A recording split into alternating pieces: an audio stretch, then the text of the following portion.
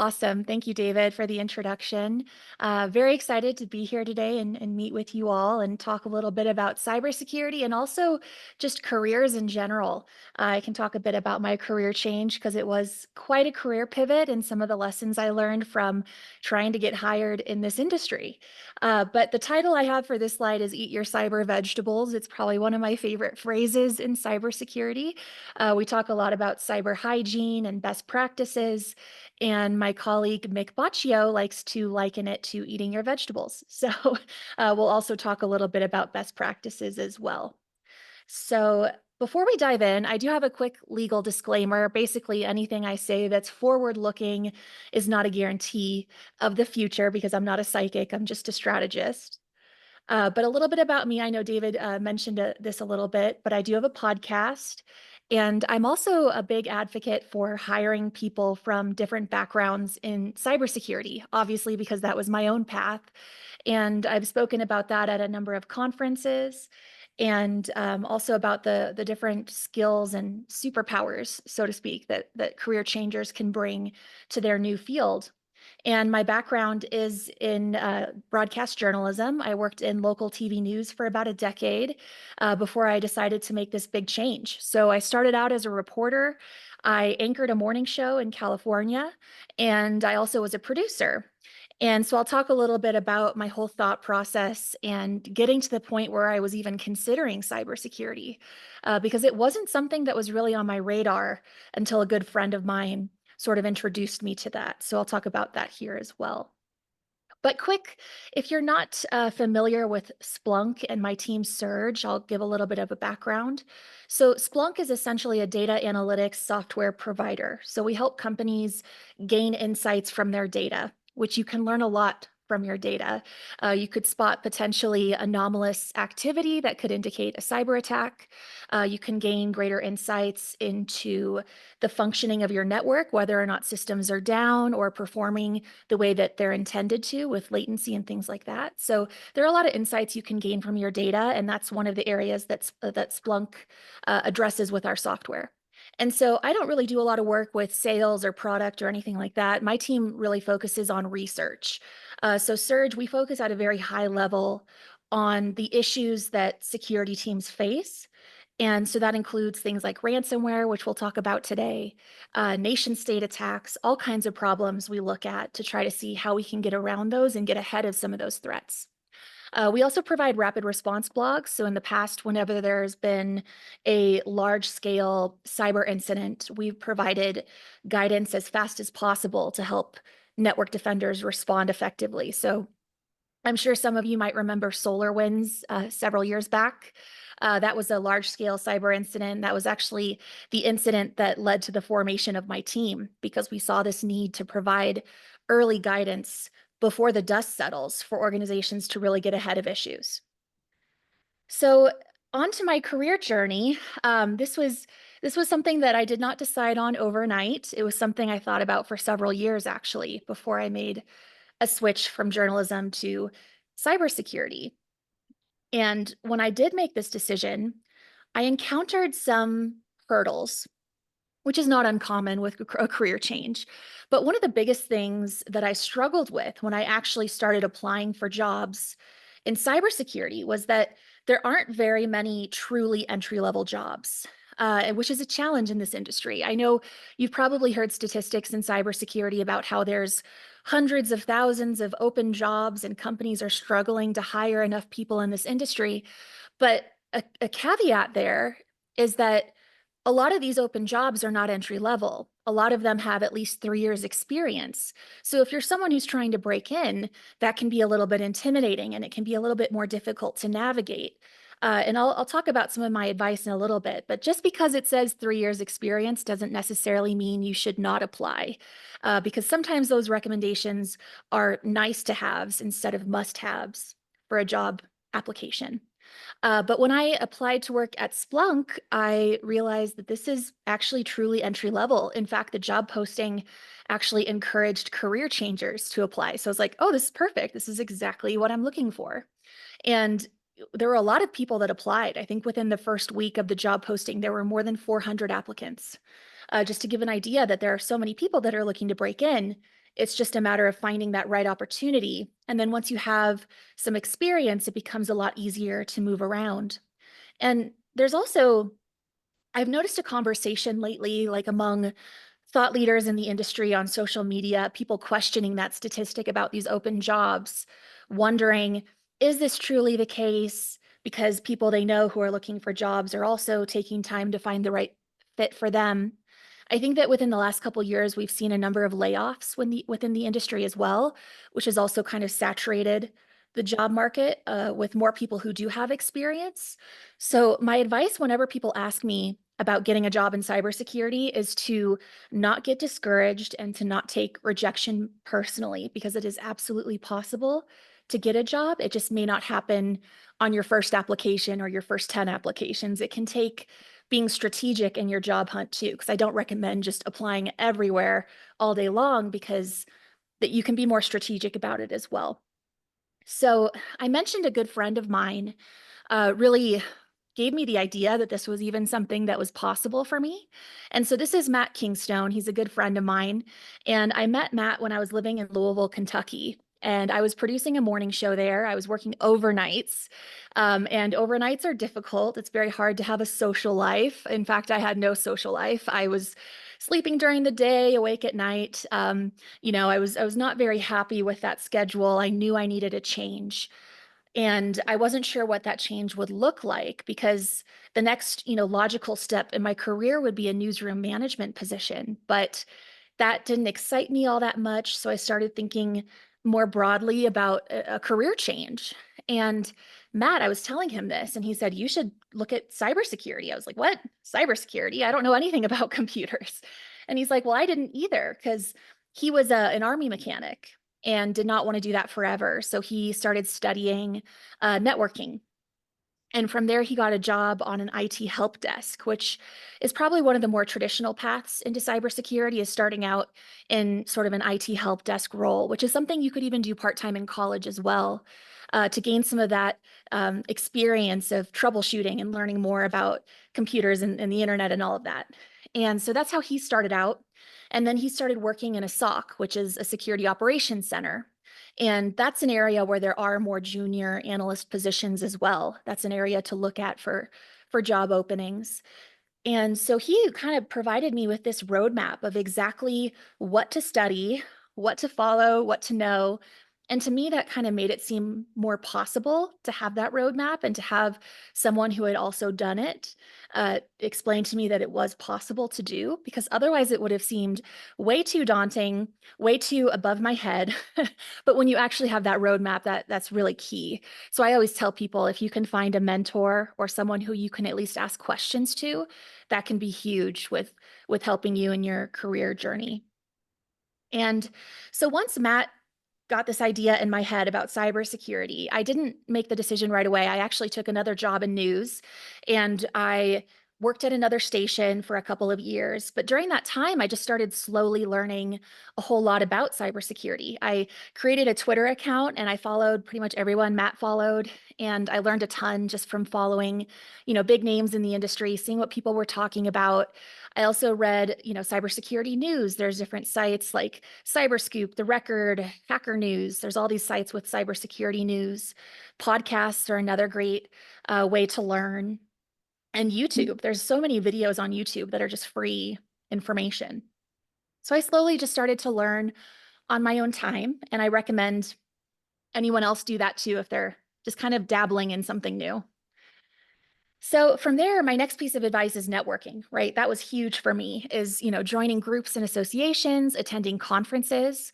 In fact, after I had created my Twitter account, there was a tech executive who I follow, and they had posted that they had a bunch of tickets to Black Hat, which is one of the largest cybersecurity conferences in the world. It happens each year in Vegas. And so I messaged her on LinkedIn. I was like, hey, have you got any more of those tickets? And she did. So I actually got a free trip to Black Hat. I had to pay for the flight. So I know that's maybe not possible for everyone to fly to a conference, but there are a bunch of local conferences all over the country too. You can look on Meetup and see what groups around you focus on cybersecurity. There's a bunch of virtual groups you can join, and then each city usually has some sort of cybersecurity conference that you can get involved in. And when I went to Black Hat, I actually met a number of people who ended up referring me for jobs. So having those conversations, meeting people, it can really help open doors and create new contacts throughout your career. So these were some of the biggest lessons I learned from interviewing for jobs, both in news and in cybersecurity. For me, I've had the opportunity to sit in on interviews from both an interviewee point of view and then also an interviewer point of view. And I've noticed that confidence can really go a long way. It makes everyone more comfortable when you're having conversations because you can always tell, if someone is nervous or struggling in an interview, which is easier said than done. I totally get that.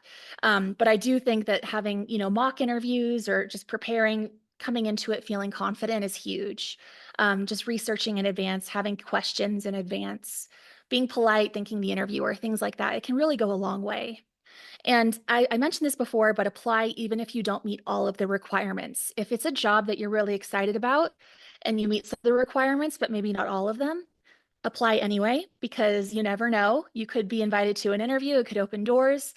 Never say, oh, this is above me, because it may not be true. I also recommend reaching out to hiring managers. This was actually based on an interesting experience where there was a job posting for a threat intelligence position that I was really excited about because the job posting mentioned that journalists could apply. And I thought, okay, that's me. That's great. So I applied and then I found the hiring manager on LinkedIn. And I messaged the hiring manager and I said, hey, I'm a journalist looking to break into cybersecurity, and I'd love to learn more about what you're looking for in an applicant. And so he responded and we had like kind of a brief back and forth. And then I think it was the next day, actually, I got a rejection email from the company and I was so sad. But then the day after that, I ended up getting a message from the recruiter, and the recruiter reached out and said, hey, there's been a mistake. The hiring manager noticed your name wasn't among the initial batch of interviewees, and we'd like to invite you for an interview. And so I actually ended up being a finalist for that position, all because I had reached out to show my interest in the job. And really getting that interview is the important part of applying to jobs, making sure you have an opportunity to speak one-on-one with the hiring manager. And so that's huge. I've helped a couple of people get jobs in cybersecurity, and that, angle of reaching out ahead of time can really help out. I also recommend, brushing up on industry news before an interview. I've seen a lot of interviews where they ask questions about recent vulnerabilities or recent events. So you'd want to know what's going on recently. And of course, in cybersecurity, you're going to get technical questions. That's a given. And you may or may not know the answer because it's hard to know what they're going to ask you. And sometimes they're tough questions. Sometimes they're, you're surprised that you know the answer. But I recommend, even if you don't know the answer, don't try to pull an answer out of thin air because you're not going to fool anyone, right? I think instead it's better to acknowledge if you don't know the answer completely, but instead you can provide tangential information. You can say, this is what I do know that's similar to this or along the same lines. And then you can also explain how you would find the answer.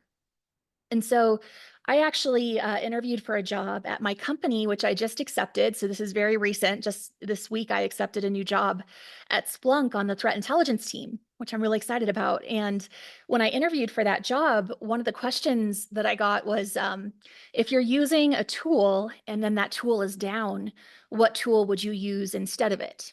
And I answered just exactly how I would respond in that situation. I pulled up Google during my interview and I said, well, I would Google alternatives to X tool. And then I read off, a couple of the suggestions. And I said, well, then I would ask my colleagues, have you used any of these tools? What would you recommend?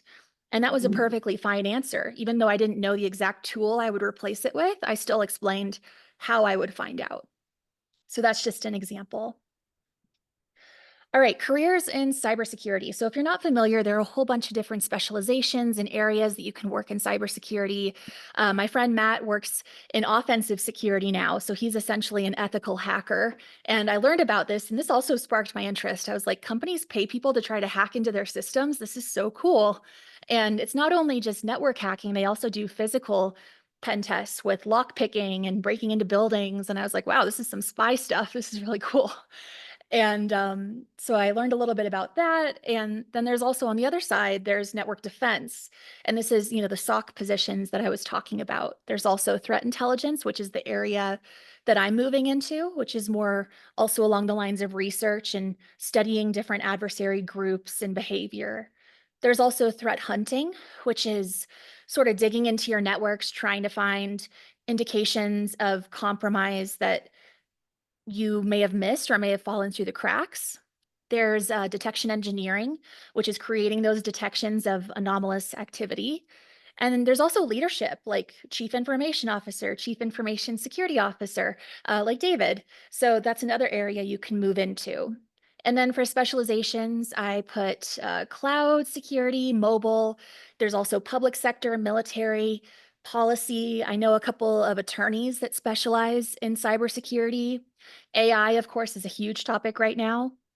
And then there's also industrial control systems, which tie into like critical infrastructure, operational technology. So there's so many different areas you can pursue in this industry. So looking at the landscape, these are some of the topics that my team is tracking. And I know ransomware is a topic that we're going to discuss today in the group exercise. So there's something called ransomware as a service. And this is essentially a type of cybercrime where you have different groups, and within those groups, there's affiliates. And these affiliates carry out these attacks. And they use tools that are created by the group. And in exchange, they get a cut of the profit. And so that kind of ties into the case study that you're going to look at today, which is the Change Healthcare ransomware attack. So that was an example of ALF-V, which is a cyber criminal group, using the affiliate model in their attacks. And one of the lessons from that is that you can't really trust cyber criminals. They're not the most trustworthy group. So when it comes to paying a ransom, you kind of have to consider that with that discussion. So we've also noticed a trend of ransomware groups just stealing data. They're not even encrypting it all the time because they've found that they still get paid even if they just steal it and your systems run just fine. You're just threatened with the data being leaked. And these groups, they're able to accomplish this through a variety of methods like phishing, types of tricking people, social engineering. Credential theft is really big right now. This is basically when adversaries steal your credentials, your login, and that could be leaked on the dark web. They could be picking it up there. All of these data breaches is where it could be leaked. And then also vulnerabilities. And this is within the software that can be exploited to gain access to networks. Nation state adversaries. So this is basically the intelligence capabilities within different countries. So I listed just a couple here: China, Russia, Iran, North Korea. Those are all countries that we track. And we have unique naming conventions for a lot of these countries. Like Volt Typhoon is a big one for China. This is a advanced persistent threat group is what we call them, that's known to target critical infrastructure, potentially to pre-position. That's one group that we track. There's also Salt Typhoon, which is another one that was just behind the recent hack of telecoms like Verizon, Lumen. So that's another group. Russia Sandworm is a really interesting group that is known to target the electric sector in Ukraine, where they've carried out attacks and actually turned off the lights in Ukraine in different cases. And then I would say North Korea is notorious with crypto heists. So they target a lot of companies that deal with cryptocurrency. So that's just kind of a high level overview of some of those groups that we track. And that could be for cyber espionage. It could be for disruptive attacks like with the sandworm attacks. But it's very, very interesting, especially with how we track the groups, how different organizations attribute different groups and the overlap there. It can get very complicated very fast. There's also artificial intelligence, right? I'm sure many of you have used large language models at this point, like ChatGPT. And there are some concerns with security with LLMs. I'd say probably the biggest one right now is data leakage.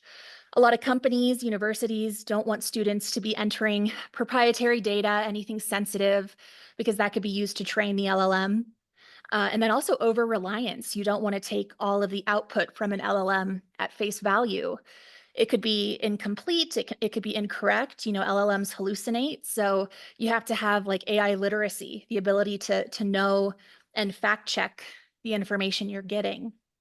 There's also different vulnerabilities within LLMs themselves, and that's my team has actually just released some research on this, looking at different detections we can create to try to identify these types of attacks on large language models. So very interesting area, a lot of fast development happening here. But I think with where this technology currently stands, it's best used as a tool, right, to help augment your operations, to help speed up, make you more productive, but not necessarily make decisions for you. So that's kind of what I mean there with the hype versus the reality. It's good to know how this technology is best used and kind of where to be careful. And then quantum computing, this is something that's been on the horizon for quite a while now.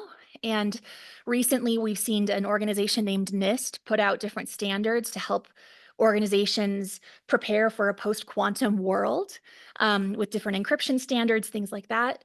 And there is a concern that if quantum computing, if and when it becomes a reality, that countries may have already stolen data from other countries and they're holding on to it because once they have this stronger computing power, they might be able to decrypt that data that's already stolen. So that's another concern. Even if companies are implementing the post-quantum cryptography now, there could be data that was stolen in the past. So that's we'll see if and when that happens. But this is sort of a slide just looking at what you can do on a personal level to be more cyber secure. And so these are the top 4 that I have. Like if you're going to take away anything in terms of your personal security, I would recommend these 4 things. The biggest one is probably multi-factor authentication. This could prevent so many attacks because I mentioned credential theft is huge, adversaries stealing your logins. So if they do have your login, MFA would help prevent them from being successful because they might not be able to get the text message you get with a code, or if you have an app installed on your phone with that gives you a code, or maybe you have a hardware token like a YubiKey. These are all different ways as an additional layer of authentication. There's also password managers, which are great because in cybersecurity, we recommend strong, unique passwords. You don't want to reuse the same password for all of your accounts. And really the only way to handle this with how many accounts we have is to have a password manager where you store all of that login information. And it's also helpful too, because if an adversary creates a fake URL that's made to look like a bank account, for instance, they're trying to steal your bank login information. If you have a password manager, it won't autofill on that site because the URL won't match because it saves the URL. So that's another benefit of a password manager. And then software updates, you want to make sure that those are you have auto updates turned on your phone, your computer to make sure you have the most up-to-date software. And then digital literacy. I mean, misinformation, disinformation is a huge issue right now online. I'm particularly concerned about deepfakes and how it might make it increasingly hard to know what's real and what's not real online. Deepfakes are actually becoming quite advanced, especially audio, because it's a one-dimensional medium. You don't have the visual cues to know if it's real or not. And so that's something that I think is important to stay on top of and just approach everything that you see online with a healthy dose of skepticism. And if you get any sort of email or communication with this layer of urgency, like we need your social security number, we need your credit card, we need whatever it is, obviously that should make you take a step back and think, that's odd. Banks aren't going to ask for that, or no one's going to ask you for that. So you should be a little bit more skeptical of those types of urgent requests. And you can even go a step further and try to verify it directly with the information you have for your bank or whatever it is. So one last slide for shameless self-promotion.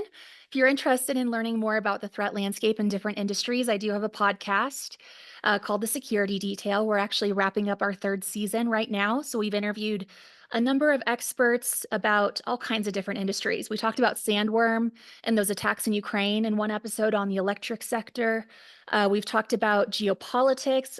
We've talked about international law and cyber operations, just a ton of really different topics that I have learned a ton about just through these interviews. And then if you're interested in learning more about my team's research, you can just go to splunk.com/surge. We also have a quarterly newsletter if you're interested to learn more about our research each quarter. So with that, I'll go ahead and wrap up. I know we're about 30 after. So I'm not sure if anyone has any Q&A before we start the group project.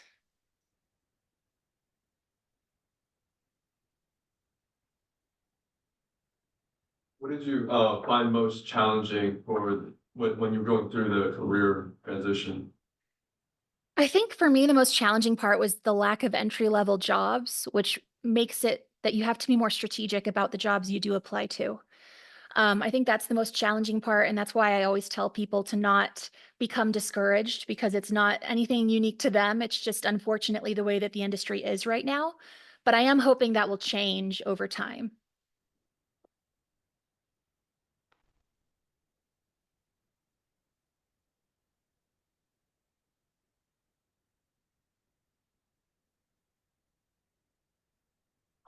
Besides, you said how working like late nights, like you didn't like that. Besides that, what made you so adamant to like go into cybersecurity versus like other types of like computer science? Sure. Well, I think my friend Matt's enthusiasm for cybersecurity was very contagious. And I think learning about his job, I just thought it was so cool what he did for work and just learning about. Um, and then also, I think for me, I've always been really interested in what's happening in the world. It's why I ended up working in news, is I'm just very curious about what's happening with current events and just being in the know of what's happening. And cybersecurity has become increasingly covered in news stories because we've been seeing all these ransomware attacks, and more frequently now you'll see mainstream coverage of large-scale cyber attacks, whereas a decade ago that wasn't really the case.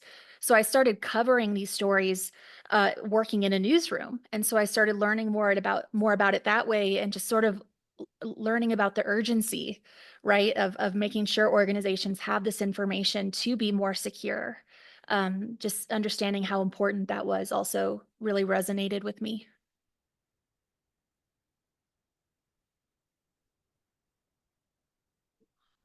Would you say that cybersecurity is very competitive right now, especially because of like the layoffs in like tech slash like software engineering?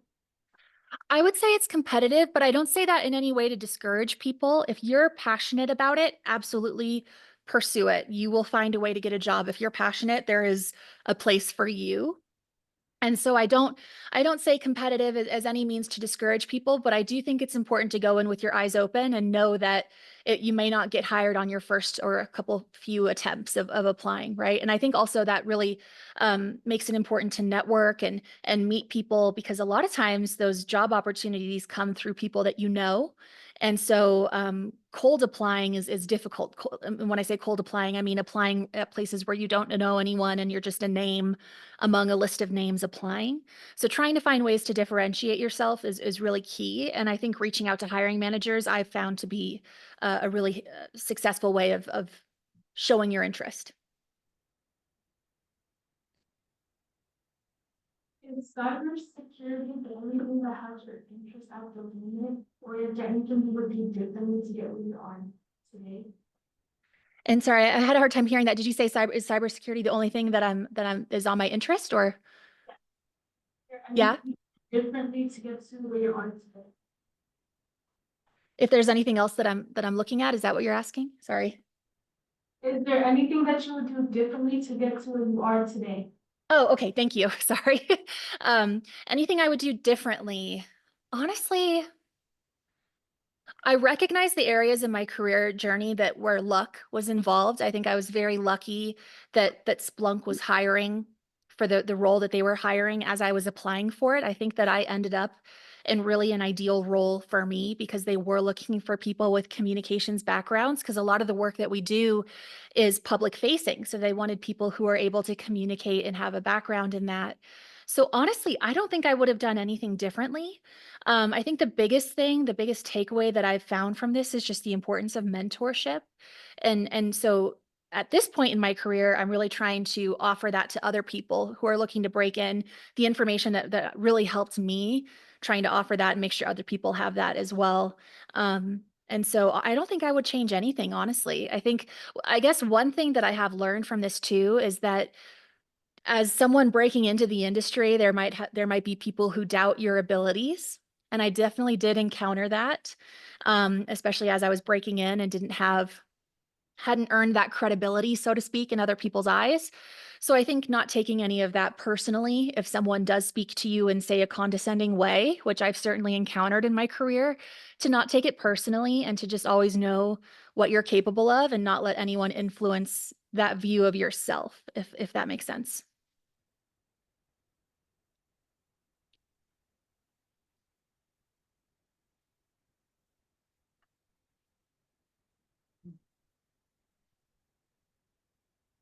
Any other questions or? Those are great questions. Yeah, great questions, yeah. You guys have a question? Oh, okay. All right, so we should probably get going. So Audra, thank you so much. That Yeah. was really interesting and very enlightening. So. Thank you. Thank you. It's really great speaking with you all. And we are going to move into kind of doing a quick exercise with everyone in the room now. And you're welcome to stay on and listen in. But Mark and I are just going to kind of explain what we're going to be doing to everybody. So I'm going to minimize this. Yes, there we go. Okay. Okay. So. Yeah, so what we thought we'd do in the next part of this kind of is just kind of do a brief sort of history, a brief kind of exercise on a recent ransomware attack. Audra mentioned it in February of 2024. There was a Change Healthcare suffered a ransomware attack. They're a major U.S. Healthcare clearinghouse. And the theft involved data of millions of people and potentially patient names, addresses, social security numbers, etc. And the response to the attack was happened over several months and really did have implications. There was a Senate inquiry at one point. So what we'd like to do is have I think Go to the activity. Yeah. Yeah. We've got 5 different activities that we would like to sort of have you engage in. And we kind of separated them into these 5 different areas. One is kind of the impact on people from the patients from this. One is the role of ransomware. One is data security practices, regulatory implications, and industry collaboration. So what we'd like you to do, move on to the next slide, is to find a couple of people next to you to work in groups of 3. And then once you've done that, we will just kind of quickly count you off. And so every group will kind of be addressing one of these questions. So I'll just give you a couple of minutes to get into kind of groups to figure out who you're going to work with. Again, groups of 3 would be ideal, I think, probably. Yep. So go ahead, and once you're done, we'll ask you to do that. Yeah.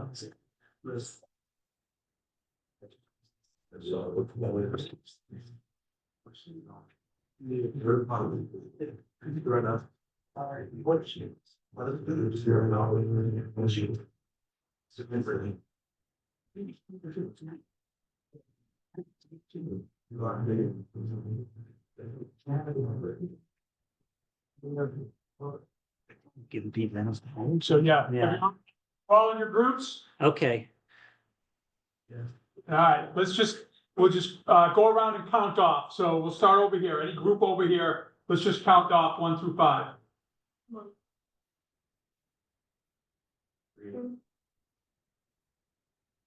How about 4? 5? Now back to 1. Did you guys count off yet? You're all set?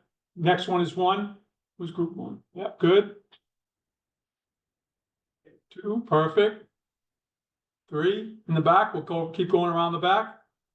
3, yeah, 3, 4, 5, start up again. 1, 2, and is everyone in? Everyone's in a group, everyone's got a number? Fabulous. All right. So what I'd like you to do is, we're gonna give you this slide deck. We're gonna give you a link to this slide deck in a second. Take 5 minutes to research the case online. Just do some searches like you would normally do. Take the slide deck, find your question that you're answering. So group 1 is gonna take question 1, group 2 takes question 2, so on and so forth. And then you'll copy and add some bullets to that slide. Make sense? Any questions? Let's show them the link. Okay, so this is the link. This is the hardest part of this whole thing. We've given you access to edit this, so hopefully this works. Let's make sure that this part works. Yeah, so see if you can link to the presentation, or just get to that presentation. You should be able to. Don't think it's protected. Right. I know, brave. Yeah, brave or foolish. I don't know, one or the other. I can see that some people getting Looks like in. it's working. Yeah. Super. Great. So we'll give you about 5 minutes to do some your research and then to connect with your peers. So about 2:46. 46. Okay. There was a Wall Street Journal thing either yesterday or today, which was talking about the increasing costs. So they're up to 2.46 billion in costs so far. They originally estimated on their what they originally estimated about 1.7 for costs for this for United Healthcare. So it's one specific case. Yeah. I mean, I am getting a letter a week, if not more. Oh, yeah. About. You've got the letters of change, right? Probably. I know I do. Yeah, but after, the insurance company, the Yeah. healthcare companies, there's like. Oh, yeah. It's really pretty. And then this trade, you don't realize the change of the overarching organization. So then you get the like you guys healthcare one, right? Any other subsidiary change. Or United Healthcare was a great example where we have one of our student counseling applications uses Change Healthcare to actually give prescriptions, auto prescribe medication. So they were affected by change. So we had to go. So I didn't remember that anything would change, Yeah. but, but I'm always paying attention to Yeah. the cost of all this stuff. That That was actually the most. say 1.7. That's how much they, United Health has lost 747 million in revenues, including 134 million in the past quarter. They've spent 1.7 billion to respond to the incident. So that's 2.46 billion overall. Which they lost it first. They expect. Shut down where they learn the process in the city. Yeah, well, So that's the lost revenues. yeah, that's a lost revenue. So, and then 413 million more indirect costs by the end of the year. So 2.87 billion for the year. It's far more than the 1.6 billion the United Healthcare forecast in April. Yeah. So, Yeah. so yeah, our estimate was 1.6 billion, and it's 2.8 minimum. Yeah, and I believe they never really came clean about how many records were actually. Known unknowns. Lone healthcare providers just over 8.9 billion in guidance over with the verification process. The company has been repaid about 3.2 billion so far. Has it said how many people had their sensitive data compromised other than the breach? Will affect a substantial portion of people across the country. Yes, that was it. The phrase was the emphasis. That was what they said in the professional testimony. Yeah, yes. One thing about. And they're not telling what they're doing. They're not noting what they're investigating. Yes. I don't have any stuff to update my food with. No, you It's don't. not a problem. Almost too much. It's the gift that keeps on giving. It's just, oh, we want to update focal current stuff. I don't have to just change the dates. I can do whole new stuff. Just go read the front page of the, whatever. Well, yeah, I mean, it's become much more mainstream news item at this point. And that's or the items. Yeah. It's kind of like, what's going on today? Like, who got? Because the stigma has gone away. You still Yeah. lose revenue, but it's like, well, everybody gets hacked. Yeah. But it's not like you're about to go out of business because you got hacked. No. Well, I find it funny too, even just from like a social perspective of like, like your social security number is such a like possession. Yeah. I feel like now everyone's just kind of like, yeah, it's out there. Like, it's out there. Like, what else? Like, once it's out there, it's out Scott, there. do you know Brendan? Brendan is. So we got another minute or so, for some individual reading, and hopefully if you're done, you can start connecting with your peers and update your slides. We'll be looking for each group to do a share out, so, I'll let you decide who's gonna do the share out, but may I suggest that the Yeah. oldest person in the group does the share out. I was saying to Brendan, maybe we'll bring him into the other class. Just have got a very back on too. Yeah.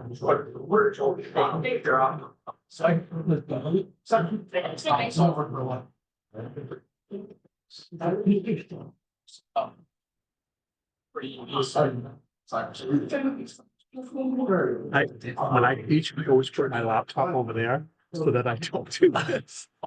No, I do it all the time. I mean, yeah, no, it's always a different thing. It's like, uh, Oh, is that the timer? Oh, just it's a the timer, yeah. yeah. So you're just giving them enough time to. do the 5-minute read, now Oh, 5-minute the phone thing, and then volume Yeah, we'll do just kind of have them to sort of read out. some read of out, their yeah, in points. 5 minutes. Yeah, we'll do a read out. that sounds good. Yeah, You can also test it by the, you can hear the buzz, like the clickety clack on the Yes, keyboards, yes. the buzz level will die down. Yeah. It's really fascinating, actually. Yeah, To watch I it. guess, yeah, that's probably true. You mean once they think they're done? Yeah. Like, okay, we can relax. We've got our 5 bullet points down here. And, no, it's, yeah. I teach an FDS class, and I have to be Oh, yeah. careful because what they do, they just tend to be more engaged and active and social, really. Yeah. And so Which they'll, class is this? FDS, the Falcon Discovery Seminar, Oh. this is the first year class for freshmen. Oh. The class is made up of, it's a small class of about 22, but it's the 22 that went through orientation together. Okay. So they've built up strong social bonds within the group. So they come in, They're already kind of. they're very, very talkative. So what will happen is I'll do something like this and they'll do something for a minute and then they'll go and talk about Something else. Yeah, yeah. So the buzz never dies So down. so So you have to kind of listen you in. have to kind of decide whether it's class talk or whether it's social talk. Yeah. No, that's funny. Yeah, yeah. So you teach 101 too, right? Or one was it? No, it's not. CS 100, yeah. I did those too, Yeah, yeah. I'm actually doing a Yeah. unit right now. Oh, yeah? We're on a networking and cybersecurity unit. Oh, there's a unit in 100. Oh, I didn't realize they did a unit on that. I mean, I know it's very kind of hands-on in Just terms of. two classes. Yeah, Actually, we dropped the router lab set. We Oh, don't, you did? yeah, we hadn't, yeah. it's a great activity, but the logistics to set up and Of the- infrastructure is yeah. really, really hard. Yeah. In terms of its current design, Yeah. we're Yeah. talking about maybe doing something a little bit different. Right, right. Well, you cover a lot of ground in there as well, don't We you? do. What we just did Yeah. for this fall is that we actually cut out probably, we used to do 8 units with concepts. We cut that down to 5 and 4 actually, and then did 2 classes for each Yeah. one. So allow us just to go a little bit deeper in it. Mhm. SSH Yeah. a lot of it stemmed from. One guy Yeah. to make it. Yeah. Yeah. 15 years. Yeah. You wouldn't. Yeah, that was. Oh, yeah. Yeah, because you probably see, have people actually been following the instructions? Yeah, we're good. Oh, yeah, they've been copying the slides or, yeah, okay, great. Yeah, it looks like they've added more, yeah, yeah. Yeah. Crazy. That was $7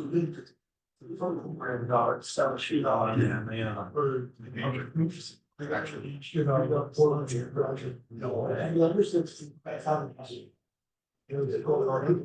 Yes, it was probably.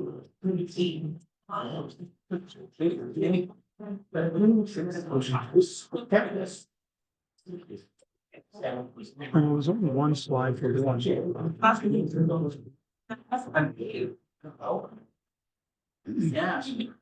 they actually did video, just said it was using TV. Interesting. And they. So water. From a security point of view, they are very standard. And that was always like our. Whereas we had some.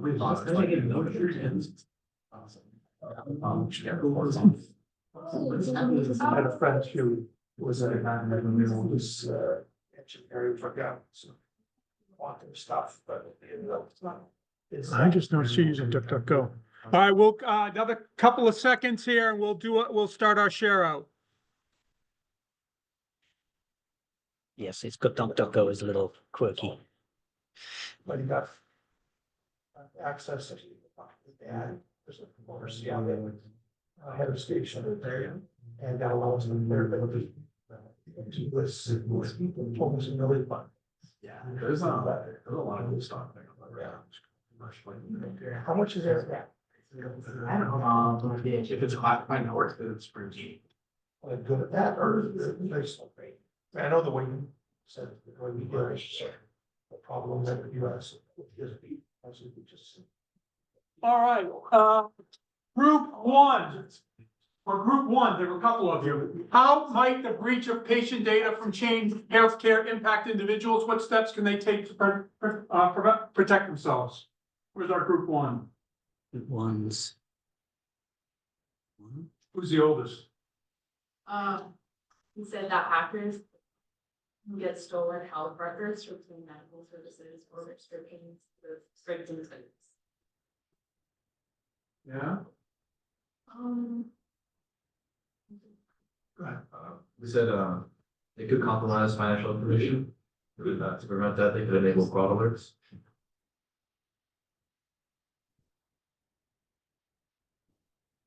No, was there another group one? Oh. Yeah. They could freeze credit cards, sign up for credit monitoring, change passwords due to factor authentication. Or not to eat their cyber vegetables, I think is what that was termed as, right? Yeah, I mean, I think Change Healthcare actually did offer, as many of these companies do, they offer that 2 years of credit monitoring on the, on the dark web for you to sign up to for free. So that's a pretty common offering when a company's breached. Yeah. We could, want to go to the next question? Okay. Role of ransomware. Where are the twos? Anybody want to go ahead and tell us what you? So the group that hacked Change Healthcare was Black Hat, and they stole 6 TB of data, mostly personal info. And they did that through remotely accessing what they call the Citrix portal that was part of Change Healthcare. And so the main issue that they found how they were able to access that was because they lacked a multi factor authentication system. That was part of that. Would you explain what a Citrix portal is? Or does anyone know what a Citrix portal is? Yeah, I mean, the Citrix portal is a way for you to, go in and basically use what they call a virtual desktop, where you're actually going in and running your computer in the cloud. So it's nothing's installed on your computer, but just a browser to get to that. And the MFA one is very interesting because the Change Healthcare's policy was that every system should have MFA, but the attackers found the one that didn't. Or maybe more than one, but they found one that didn't, and that was really how they were able to get in with the credentials they stole. Citrix is a company provides this virtual Yeah, desktop. yeah. But I don't know who does it, but we have here at Bentley, we've got Bentley Virtual Labs. If you're Yeah. familiar with that access Yeah. point, that is effectively the same. It's the same thing. Same It's a Microsoft version of Citrix. Yes, it's the same thing. Yeah. Another group two. Here we go. All right, so we focused on the second part of the question and how they could better protect themselves. So obviously, they should add MFA because it would have happened in the first place. But we also thought they could do more frequent firmware updates and then network segmentation in case any bad actors did get into the system, which could kind of limit horizontal and vertical access they had to their data. What do you mean by network segmentation? Like, So basically just dividing up the network. So for example, you could have like a guest network and then like an internal network. And so it kind of just, if there is an attack, it kind of only just stays in that one network and it doesn't go into the whole thing. Yeah. It's like Bentley has a guest network for visitors, and we have a EduRoam, which is what students have and faculty use, and that's the same principle exactly. That's the same principle of network segmentation. The example that resonates with me when this concept was explained to me is just think about a castle that is, in the middle of a field, and that the castle has got walls built around it, and there's a bridge and there's a door that prevents you from going over the bridge or going, across the thing, and there's a moat around that. Those would be considered different rings or different ways that different layers of security that have been applied. And so I think the same concept is here as it relates to, the different networks that are available and accessible. Right. I think any other group twos, or should we move on to? Let's move on to do the threes. Yeah. What specific data security measures should they take to prevent similar breaches in the future? Okay, who's the three? You want to go ahead? Yeah, I think probably the main one here would be data encryption. That basically just like scrambles data around, like a secret code or ciphertext, and then I guess the company that has the key can decode it. I guess that's really good for hiding their information from hackers. Any threes? One thing we found was regular risk assessments.